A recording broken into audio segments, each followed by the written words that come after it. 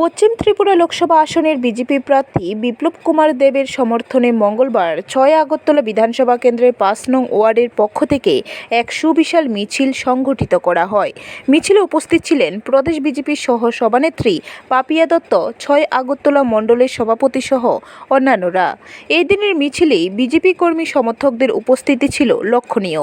মিছিলটি জিবি বাজার এলাকা পরিক্রমা করে। এক সাক্ষাৎকারে প্রদেশ বিজেপির সহ সভানেত্রী পাপিয়া দত্ত জানান, পশ্চিম আসনের বিজেপি প্রার্থী বিপ্লব কুমার দেবের সমর্থনে এই দিন মিছিল সংগঠিত করা হয়েছে। লোকসভা নির্বাচন সামনে, কিন্তু সময় খুব কম। চেষ্টা চলছে সকলের বাড়িতে যাওয়ার, কিন্তু সকলের বাড়িতে যাওয়া সম্ভব নয়।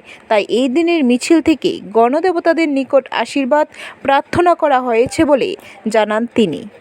আমাদের যিনি প্রার্থী হয়েছেন, আমাদের সাংসদ, রাজ্যসভার মাননীয় সাংসদ প্রাক্তন মুখ্যমন্ত্রী বিপ্লব কুমার দেবজির সমর্থনে আজ আমরা ৫ নম্বর ওয়ার্ডের উদ্যোগে একটি পদযাত্রা আমরা বের করেছি। কারণ যেহেতু লোকসভা নির্বাচন, আমাদের কাছে সময়টাও খুব কম।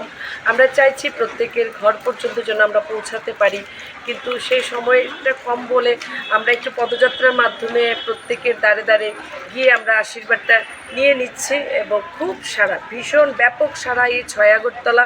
আমার বিশ্বাস এবং যে কিছুটা যেটা ২০২৩ নির্বাচনে হয়েছিল, মানুষ বিশেষ করে যারা কমিউনিস্টের যারা বন্ধুরা, যেটা তাদের হয়তো উপলব্ধিতে সেই সময় হয়তো এতটা আসেনি, যে জায়গায় হয়তো বা ভোটটা তারা কিছুটা হয়তো সেই জায়গায় শিফট হয়েছিল, বা কংগ্রেসের যারা বন্ধুরা তারা কিন্তু আমি লক্ষ্য করছি, কারণ ৬ আগরতলা যেহেতু আমি নির্বাচনে প্রতিদ্বন্দ্বিতা করেছিলাম, আমার একটা চেষ্টা সেদিন থেকেই যে আমি জিততে পারিনি তো কী হয়েছে, কিন্তু ১৮,০০০-এর ওপর মানুষ আমাকে কিন্তু আশীর্বাদ করেছিল। ব্যুরো রিপোর্ট, খবর ত্রিপুরা।